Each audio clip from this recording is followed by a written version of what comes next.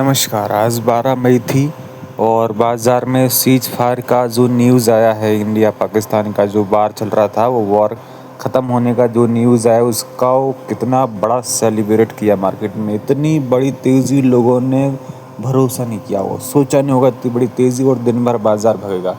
3.82% लगभग 4% के पास आज निफ्टी भागे, 916 पॉइंट बढ़ के बन गई। ऐतिहासिक तेज़ी चुनाव के बाद में, लोकसभा चुनाव के बाद इतनी बड़ी तेज़ी आज देखने को मिली है। लेकिन पता नहीं होता ना बाज़ार कब कितना बड़ा मूवमेंट कर जाए।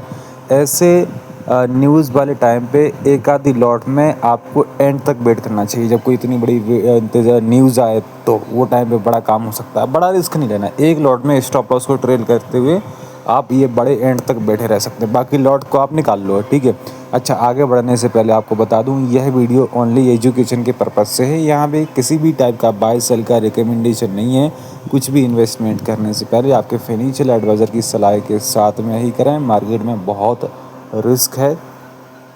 तो अब इसका मैं यहाँ पे डायरेक्ट आपको कैंडल स्टिक पैटर्न के साथ में यहाँ पे दिखाता हूँ कि कितना बड़ा मूवमेंट हुआ। देखो, गैप अप खुलने के बाद में थोड़ा रुका रहा, फिर भागा, फिर रुका रहा, फिर भागा, रुका रहा, फिर भागा, रुका रहा, फिर भागा, रुका रहा, फिर भागा, रुका रहा, फिर भागा। हर नीचे वाली जो डाउ थ्योरी बोलती है, नीचे से एक अप ट्रेंड जो है, हायर हाई बना रहा है, लोअर लो नहीं बना रहा है, हायर हाई बना रहा है साले। तो उसमें क्या होता है कि इस टाइप से एक बड़ा मूवमेंट आज मिल गया। निफ्टी में लोगों ने ज़ोरदार पैसा कमाया। ज़ाहिर सी बात है, बाज़ार भागा तो स्टॉक्स भागे होंगे। तो जो गेनर लूज़र के स्टॉक्स हैं वहाँ पे भी नज़र हम थोड़ी सी डाल लेते हैं। आज कुछ अलग ही मूवमेंट हुआ। आज बाज़ार में नॉर्मली क्या होता है, जो स्टॉक्स भागते हैं मॉर्निंग से 12-1 बजे के आसपास 70% ऐसा चांस होता है कि उनमें प्रॉफिट बुकिंग आ जाती है। लेकिन आज उसका उल्टा हुआ। 12-1 बजे के बाद भी स्टॉक्स काफ़ी सारे भागे हैं, ठीक है। अब मैं डायरेक्टली आपको लेके चलता हूँ। ये लार्ज कैप में गेनर लूजर की लिस्ट यहाँ पे ओपन कर दी है मैंने। Adani energy solution top gainer की लिस्ट में 8% पे है। इन्फोसिस में बहुत बड़ी तेज़ी है। इन्फोसिस में काफ़ी लंबे टाइम के बाद में इतनी बड़ी तेज़ी हमें देखने को मिली है। अब इसमें क्या हुआ है ना, ये 119 पॉइंट चढ़ा। सुबह गैप अप खुला था, लगातार भागा, फिर रुका रहा ये, हाँ, फिर उसके बाद में रुका रहा, नीचे आया थोड़ा सा, ठीक है। फिर उसके बाद फिर ऊपर गया, फिर थोड़ा सा नीचे आया। जहाँ नॉर्मल टाइम पे क्या होता है, ये टाइम पे यहाँ पे कई बार प्रॉफिट बुकिंग आती है बाज़ार के अंदर स्टॉक्स में, ठीक है, हाई प्राइस पे। लेकिन ये हाई ब्रेक किया, भागा। लेकिन टेक्निकल जो होते हैं वो अलग ही चलते हैं, उससे कोई टाइम से लेना देना नहीं होता। जब तक टेक्निकल बन रहे हैं, जब तक काम करना चाहिए। ये ब्रेकआउट आया, एंड तक भागा, बहुत तगड़ी तेज़ी देखने को मिली है। इसका ऑप्शन हम थोड़ा सा देख लेते हैं। अब ज़्यादा नहीं मैं दूर जाऊँगा, तो 1600 का कॉल ऑप्शन यहाँ पे चेकआउट करते हैं। इसका भाव क्या था, 12 रुपये। 12 से 9 रुपये का लो है, 57 का ही है। 3 से 4 गुना इसमें लोगों का पैसा बन गया, जिसमें इंतज़ार किया है। इंतज़ार का फल मीठा होता है। दिन भर बाय सेल नहीं करना, एक जगह बैठ जाना और लंबे टाइम तक वेट करना जब तक उसमें मूवमेंट बना हुआ है। पैसा एक जगह बैठने से बनता है, मल्टीपल ट्रेड लेने से कितना भी अच्छा बाजार लॉस होता है।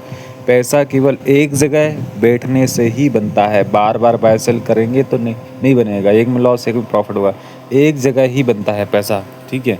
बस इस बड़े मूवमेंट की हमें तलाश में रहना। श्रीराम फाइनेंस, जैसा कि मैंने बोला कि सुबह शेयर भागता है, बावन में 12 बजे बाद प्रॉफिट बुकिंग आ जाती है। तो एक बहुत अच्छी स्पीड में भागा, ब्रेकआउट दिया, और 12 बजे बाद इसमें थोड़ी सी प्रॉफिट बुकिंग आई, लेकिन फिर वापस से चढ़ गया, क्योंकि बाज़ार जो है वो काफ़ी ज़्यादा स्ट्रॉन्ग था।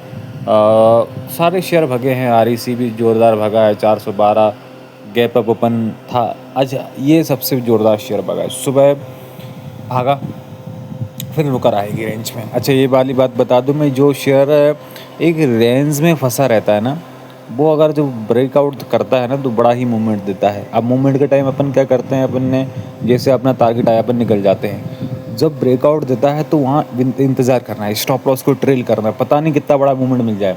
यहाँ पे जिस भी लोगों ने यहाँ कहीं बाय किया था, यहाँ पे कहीं निकल गए, फिर ऊपर भागा, फिर ऊपर भागा, भागता रहा, केवल पछतावा हुआ और कुछ नहीं। क्या स्टॉप लॉस को ट्रेल करने से, कि जब तक भाग रहा है ठीक है, प्रॉफिट है, और पलट गया तो अपना स्टॉप लॉस सिखाएगा ना, कोई दिक्कत नहीं।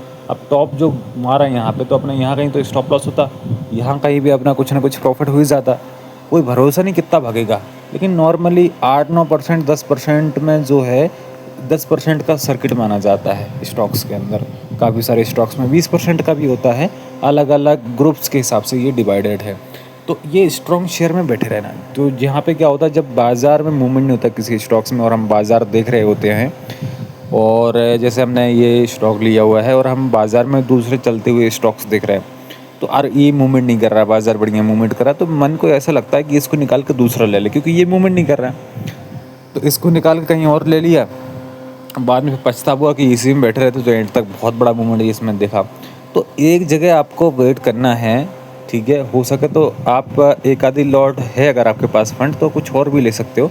लेकिन जब कोई स्टॉक एक रेंज में टलता है, जब ब्रेकआउट देता है, बड़ा मूवमेंट उसमें देखने को मिलता है, 70% यही चीज़ें देखी गई हैं मार्केट के अंदर। अच्छा, इतने सारे शेयर बाज़ार रॉकेट के जैसे भागा, सारे शेयर भागे, ठीक है, रॉकेट के जैसे भागे सारे शेयर। इंडिगो टॉप गनर था मॉर्निंग में, ठीक है, यहाँ पे जब खुला था काफ़ी अच्छी ऊपर खुला था इंडिगो, काफ़ी गिर भी गया था इंडिगो।